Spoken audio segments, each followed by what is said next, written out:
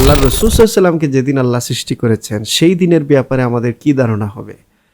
আদম নবীর সৃষ্টির দিন যদি হয় বরকতময়, এই দিনে দোয়া করলে দোয়া কবুল হয়, তাহলে যে দিনে আল্লাহ রসুলকে সৃষ্টি করা হয়েছে বা যে সময়ে যে মাসে আল্লাহ রসুলকে সৃষ্টি করা হয়েছে ওই মাসটা সম্পর্কে আমাদের কেমন ধারণা হবে?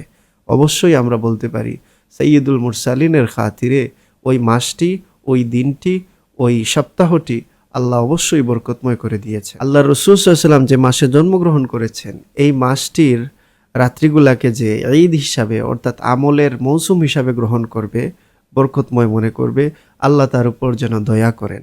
আসসালামু আলাইকুম ওয়া রাহমাতুল্লাহ। আলহামদুলিল্লাহি রাব্বিল আলামিন ওয়াসসালাতু ওয়াসসালামু আলা সাইয়্যিদিল মুরসালিন ওয়া আলা আলিহি ওয়া আসহাবিহি আজমাইন, আম্মা বা'দ। ফাআউযু বিল্লাহি মিনাশ শাইতানির রাজীম। বিসমিল্লাহির রহমানির রহিম। মুকিতিয়া কমপ্লেক্স থেকে আপনাদেরকে মাহে রবিউল আউয়ালে জানাই শুভেচ্ছা। আমরা পবিত্র রবিউল আউয়াল মাসে অবস্থান করতেছি। এটি এমন একটি মাস যে মাসটি রাহমাতুল লিল আলামিন, সাইয়্যিদুল মুরসালিন, খাতামুন নবিয়্যিন মুহাম্মদ মুস্তাফা মুজতাবা সাল্লাল্লাহু আলাইহি ওয়াসাল্লাম এই দুনিয়ার জমিনে আগমন করার মাস। এই মাসটি সমস্ত মুমিন মুমিনাতের জন্য, কুল কায়নাতের জন্য এই মাসটি একটি বরকতময় মাস। এই মাসটি কুল কায়নাতের জন্য, বিশেষত মুমিন মুমিনাতের জন্য রহমত এবং বরকতের মাস। পৃথিবীর সমস্ত ইমামগণ তাদের কিতাবে এই মাসটিকে বরকতময় বলে উল্লেখ করেছেন। আল্লাহ রাসূল সাল্লাল্লাহু আলাইহি ওয়াসাল্লামের ওয়ালাদাত তথা জন্ম, এটা মুমিন মুমিনাতের জন্য রহমতের এবং বরকতের বিষয়। এতে কোনো ইখতিলাফ থাকার কথা না, কারণ আল্লাহ রাসূল সাল্লাল্লাহু আলাইহি ওয়াসাল্লামের জন্মের দিনটি বরকতময় ছিল, এটা তো খুদ রাসূলে পাক সাল্লাল্লাহু আলাইহি ওয়াসাল্লামের হাদিস মুবারক থেকে সাব্যস্ত। সাহাবায়ে কেরামরা আল্লাহ রাসূল সাল্লাল্লাহু আলাইহি ওয়াসাল্লামকে প্রশ্ন করেছিলেন, ইয়া রাসূলুল্লাহ, আপনি সোমবার দিন রোজা রাখেন কেন? আল্লাহ রাসূল সাল্লাল্লাহু আলাইহি ওয়াসাল্লাম বলেছিলেন, ফিহি উলিদতু ওয়া ফিহি উনজিলা আলাইয়া। তিনি বলেছিলেন, সোমবার দিন আমি নবী মুহাম্মদুর রাসূলুল্লাহ সাল্লাল্লাহু আলাইহি ওয়াসাল্লাম এই দুনিয়ার জমিনে তাশরিফ এনেছি, আমি জন্মগ্রহণ করেছি এবং এই দিনে আমার উপর কোরআন নাজিল হয়েছে। তো সোমবার দিন বরকতময়, এই জন্য আল্লাহ রাসূল সাল্লাল্লাহু আলাইহি ওয়াসাল্লাম রোজা রাখতেন।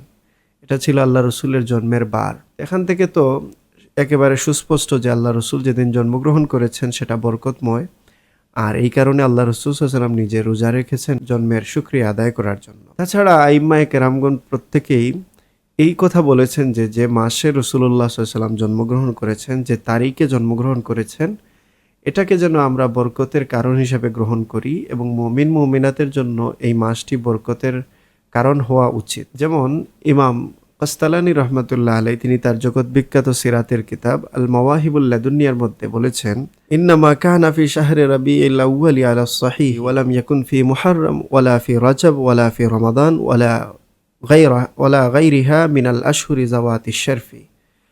তিনি বলেন, আল্লাহ রাসূল সাল্লাল্লাহু আলাইহি ওয়াসাল্লাম বিশুদ্ধ মত অনুযায়ী তিনি রবিউল আউয়াল মাসেই জন্মগ্রহণ করেছেন, মুহররম কিংবা রজব কিংবা সফর কিংবা রমজান মাসে নয়, বরং রবিউল আউয়ালেই তিনি জন্মগ্রহণ করেছেন।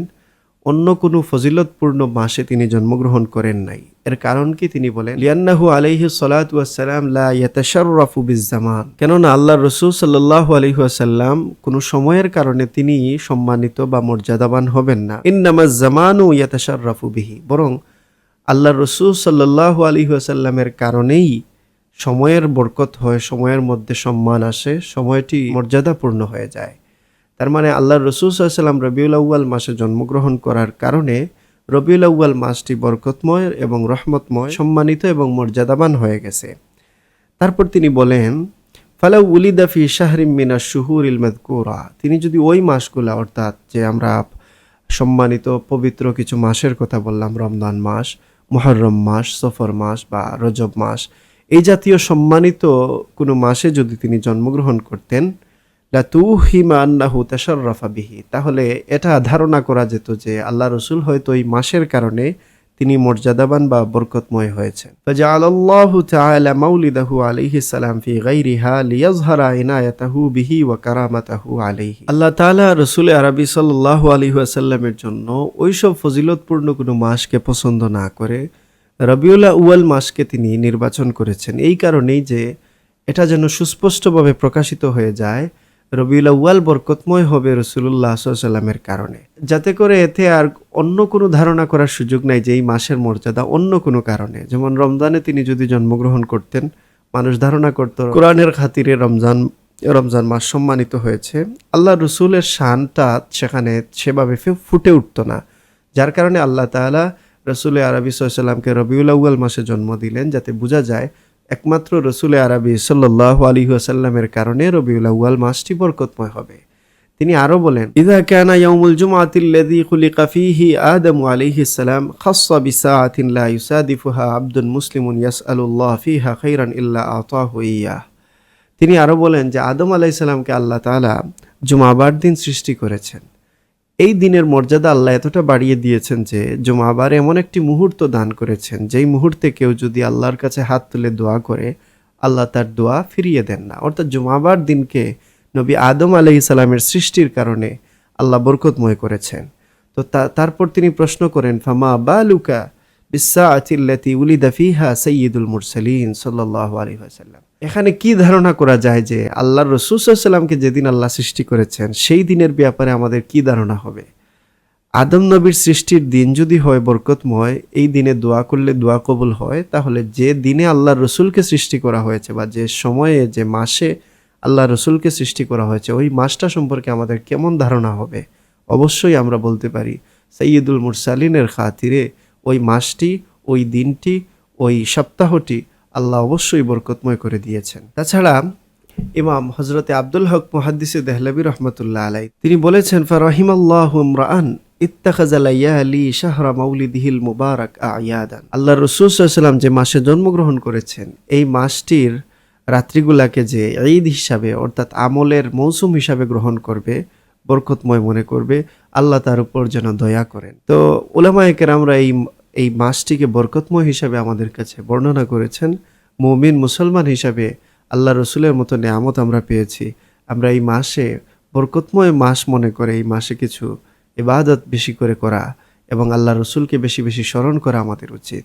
আল্লাহ তাআলা হযরতে নবী ঈসা আলাইহিস সালাম সম্পর্কে বলেছেন, ওয়াসসালামু আলাইয়া ইয়াউমা উলিদতু ওয়া ইয়াউমা আমুতু ওয়া ইয়াউমা উবআসু হাইয়্যা। আল্লাহ বলেছেন ঈসা নবীর কথা, যে ঈসা নবী বলেছেন, যেদিন আমি জন্মগ্রহণ করেছি, যেদিন আমি নবী হিসাবে প্রেরিত হয়েছি, যেদিন আমি ইন্তেকাল করব, এই প্রত্যেকটা দিন আল্লাহর পক্ষ থেকে সালাম তথা নিরাপদ তথা রহমতময় বরকতময়। ঈসা নবীর জন্ম তারিখ যদি রহমতের দিন হয়, ঈসা নবীর জন্মের তারিখটা যদি রহমতময় হয়, বরকতময় হয়, অবশ্যই আমাদের নবী মুহাম্মদুর রাসূলুল্লাহ সাল্লাল্লাহু আলাইহি ওয়াসাল্লামের জন্মের তারিখ, জন্মের মাসটিও আমাদের জন্য রহমতময়, বরকতময়। আল্লাহ রবিউল আউয়াল মাসকে আমাদেরকে কাজে লাগানোর তৌফিক দান করুন। আসসালামু আলাইকুম ওয়া রাহমাতুল্লাহ।